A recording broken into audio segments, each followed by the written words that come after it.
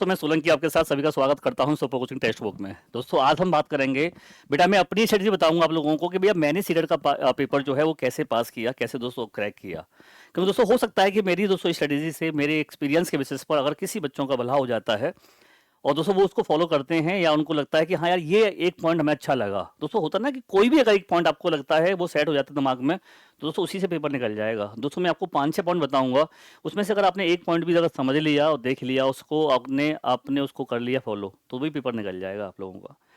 तो दोस्तों होता क्या है कि हम लोग जब पेपर की तैयारी करते हैं, दोस्तों सीटेट का पेपर ही नहीं, मैं किसी भी टीचिंग एग्जाम की बात भी करूंगा साथ में यहाँ पर, क्योंकि दोस्तों बहुत से बच्चे ऐसे हैं कि केवल सीटेट का ही नहीं, वो आगे की पेपर तैयारी करते हैं। तो दोस्तों उन बच्चों को पता होता है कि हाँ हमें कैसे तैयारी करनी है पेपर की। क्योंकि दोस्तों ये स्ट्रेटेजी आपको हर पेपर में काम आने वाली है। दोस्तों मेरा काम ये था सबसे पहले कि हम सबसे पहले दोस्तों ये देखते हैं कि आखिर जिस एग्जाम की मैं तैयारी कर रहा हूँ, वो सीटेट का है या दोस्तों किसी का भी हो, मैं उसमें जो सिलेबस है वो सिलेबस कितना मैंने देखा। दोस्तों आप सही से बताना, आप तैयारी कर रहे हो सीटेट के पेपर की, एग्जाम की, आप में से कितने बच्चों ने अभी तक सिलेबस को देखा है या नहीं देखा कि आखिर सीटेट में सीडीपी का क्या सिलेबस है, ईवीएस का क्या सिलेबस है, एसएसटी का क्या सिलेबस है, मैथ का क्या सिलेबस है, हमें क्या पढ़ना है क्या नहीं पढ़ना है। या फिर हम लोग तो यूट्यूब पर सीधे जाते हैं, जो कोई पढ़ा रहा है बस उसको पढ़े ही जा रहे हैं, पढ़े ही जा रहे हैं। भैया अगर नहीं देखा है तो सबसे पहले दोस्तों आप सिलेबस को देखिए। सीटेट की दोस्तों वेबसाइट पर आपको सीटेट का सिलेबस मिल जाएगा, और उसके लिए आपको क्या करना है, कुछ नहीं करना दोस्तों। यहाँ पे देखोगे, जाओगे इन्फॉर्मेशन में ना, तो यहाँ पड़ा हुआ है इन्फॉर्मेशन बुलेटिन। दोस्तों इस पर आप देखोगे ना, ये सारे आपके इन्फॉर्मेशन बुलेटिन पड़े हुए हैं, इस पर भी किस पर भी क्लिक कर दोगे दोस्तों आपको यहाँ पे ये आ जाएगा। और भाई इसके अंदर आपको पूरा सिलेबस दे रखा है आपके हर सब्जेक्ट का। तो जिसको भी नहीं देखा है सबसे पहले तो सिलेबस देखना, और दोस्तों सिलेबस को ये मैच करने के लिए कि क्वेश्चन कहाँ से आ रहे हैं, उसको कैसे पूछे जा रहे हैं, दोस्तों उसके लिए हमें देखने होते हैं अपनी PYQ क्वेश्चंस। तो दोस्तों हम यहाँ पर अगर देखें अपने दोस्तों स्ट्रेटेजी के बेसिस पर, तो दोस्तों यहाँ पे सबसे पहला बेटा काम होता है हमारा कि सिलेक्शन बेटा किससे होगा, मतलब दोस्तों सिलेबस से होगा। अगर आप सिलेबस को सही तरीके से देख लिया है, दोस्तों सिलेबस को अगर आपने सही तरीके से समझ लिया है, तो दोस्तों कोई भी ताकत ऐसी नहीं है कि आप लोगों को आपके सिलेक्शन से रोक ले। क्योंकि दोस्तों सही डायरेक्शन के लिए आपको सिलेबस का पता होना बहुत जरूरी है।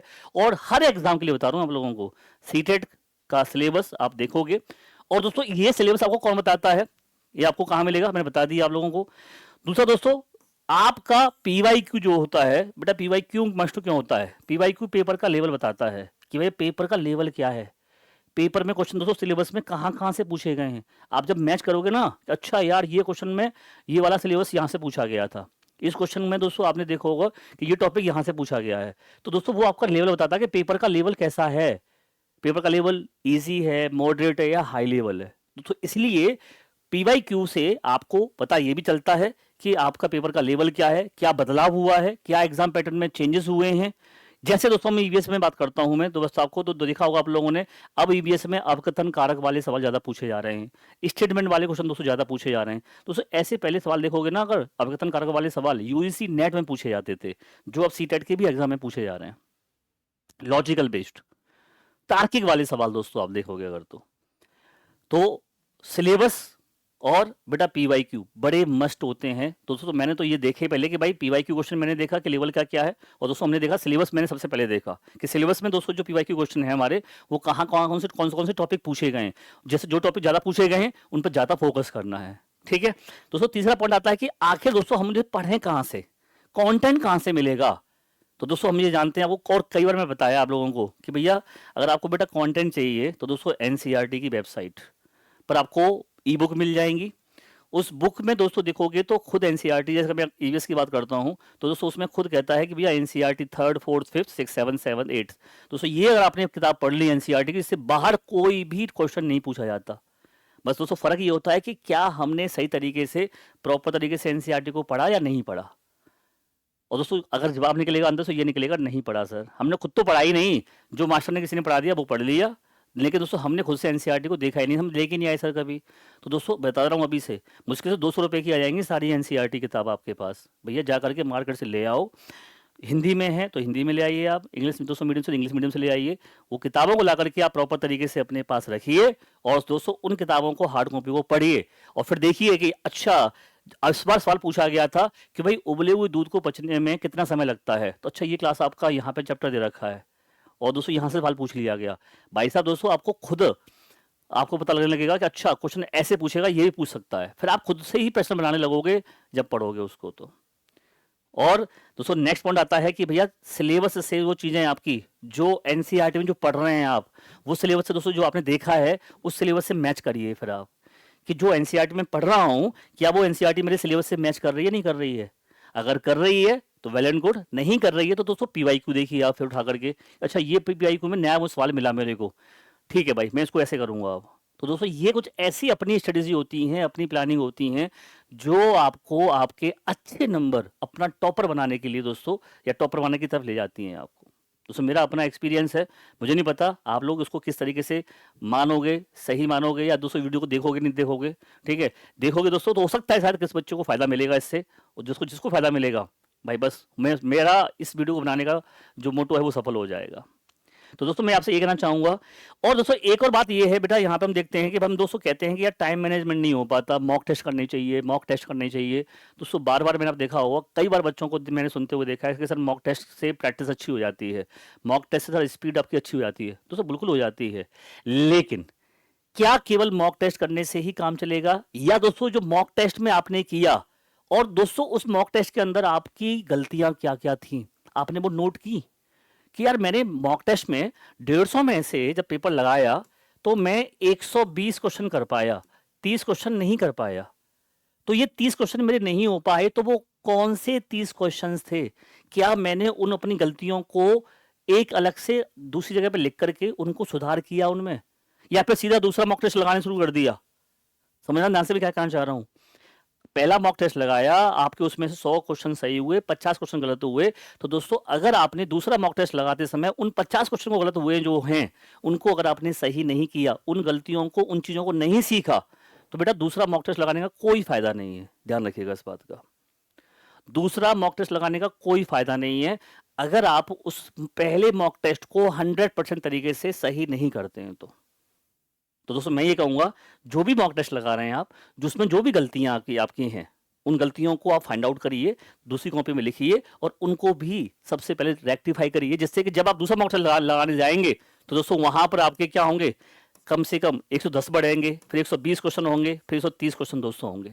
बच्चे सर बार बार कहते हैं मुझसे सर कि मेरे सर मॉक टेस्ट में सर 90 क्वेश्चन बन पा रहे हैं, सर 80 हो पा रहे हैं, उससे ज़्यादा हो ही नहीं पा रहे। क्योंकि दोस्तों उससे इसलिए नहीं हो पा रहे कि जो आपके गलत हो रहे हैं उन पर आप काम ही नहीं कर रहे, तो उन पे काम करना बहुत ज़रूरी है, ये ध्यान रखिएगा, ठीक है।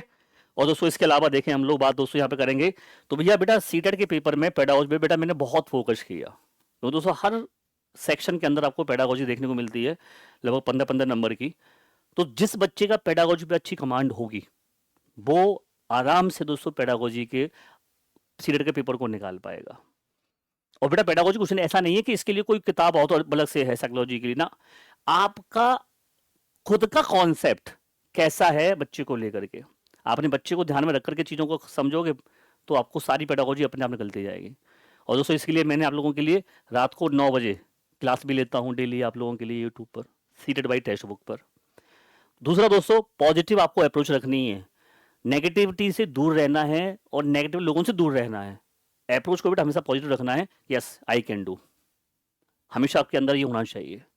और दोस्तों आपके जो हैंड रिटन नोट्स हैं दोस्तों, वो नोट्स तो आपके लिए कमाल का काम करते हैं, जो आपने खुद बनाए हैं अपने हाथों से। मैंने तो भाई खुद बनाए थे, और मैं इसलिए दोस्तों बार बार कहता हूँ कि भैया अपने हैंड नोट्स बनाइएगा।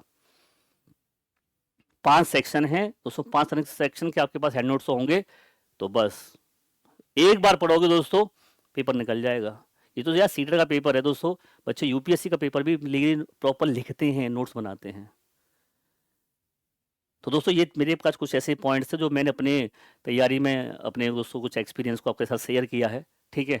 दोस्तों आप यूट्यूब से भी अपना पेपर निकाल सकते हो, कोई ज़रूरत नहीं है आप लोगों को कि आप एप्लीकेशन पर जाकर के बैच परचेज लें या बैच को खरीदें तब आप तैयारी कर पाएँ। लेकिन दोस्तों उसके लिए आपके पास वो अप्रोच, वो जज्बा, वो जुनून होना चाहिए कि yes I can do it, मैं यूट्यूब से पेपर निकाल सकता हूँ।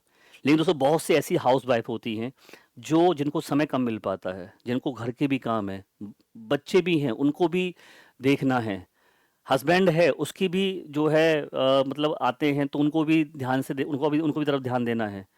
और दोस्तों कुछ जैसे होता है ना कि सासू माँ भी है, ससुर जी भी हैं, उनकी भी जिम्मेदारियां होती हैं।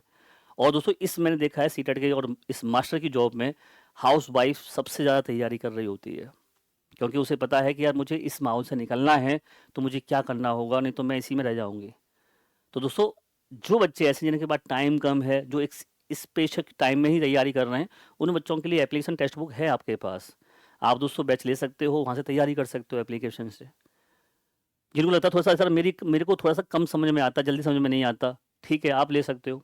तो दोस्तों आपके पास दोनों ऑप्शंस खुले हुए हैं, और इसलिए दोस्तों आप लोगों के लिए आरंभ 2.0 दोस्तों आप लोगों की डिमांड पर बैच शुरू भी कर दिया है नया दूसरा। अगर आप चाहो दोस्तों तो आप उसको, ठीक है, जिसको बच्चे को भी लेना है वो ले सकता है, ठीक है। तो आप लोगों के लिए दोस्तों ध्यान रखना, नोटिफिकेशन दोस्तों मिल जाएगा आपको मार्च में देखने के लिए। और दोस्तों आप देखोगे ये आपका आरंभ दोस्तों 2.0 बैच शुरू हो चुका है आपके लिए दोस्तों, आपकी लाइव बैच होगा रिकॉर्डेड दोस्तों आपके लिए।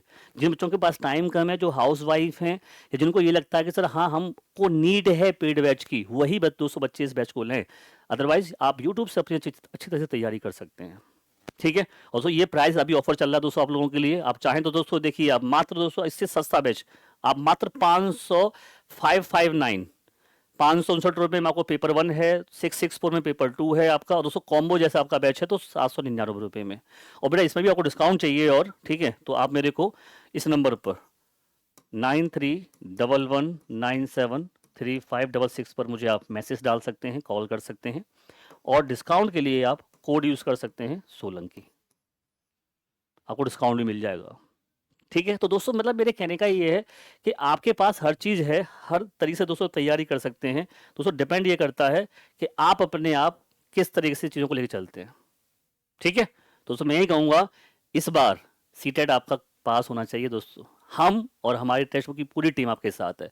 आप यूट्यूब पर बेटा मेरे को 1 बजे दोपहर में ईवीएस के लिए, और रात को 9 बजे पेडागोजी के लिए फॉलो कर सकते हैं। चैनल दोस्तों है सीटेट बाय टेक्स्ट बुक, जिसको सब्सक्राइब भी कर सकते हैं, ठीक है। और ज़्यादा जानकारी के लिए किसी बच्चों को दोस्तों मुझे पर्सनली गाइड चाहिए, तो आप मेरे मोबाइल नंबर 9311973566 पर मुझे आप कॉल या मैसेज भी कर सकते हैं। तो मुझे लगा दोस्तों कि भाई आपको 3-4 चीज़ों में ध्यान देना है, ठीक है। सिलेबस को दोस्तों देखना है ध्यान से, सिलेबस क्या है, जो आप पढ़ रहे हैं वो सिलेबस आपका मैच कर रहा है नहीं कर रहा है। दोस्तों PYQ से आप लेवल पता कर लेंगे, पेपर का लेवल क्या है, और उसमें जो सिलेबस का जो क्वेश्चन आपके जो दे रखा है उसमें से वो क्वेश्चन फंस रहे नहीं फंस रहे हैं। कंटेंट के लिए आप एनसीईआरटी की किताब को यूज़ करिएगा, ठीक है, और अपने हैंड रिटन नोट्स बनाइए। और बेटा जो मॉक टेस्ट लगा रहे हैं आप, उन मॉक टेस्ट के अंदर आप ये देखिए कि कहाँ गलती कर रहे हैं, कौन से सेक्शन में आपका कौन सा सेक्शन ढीला है, उसको टाइट करना है फिर, ठीक है। तो bye bye, take care, thank you, जय हिंद जय भारत।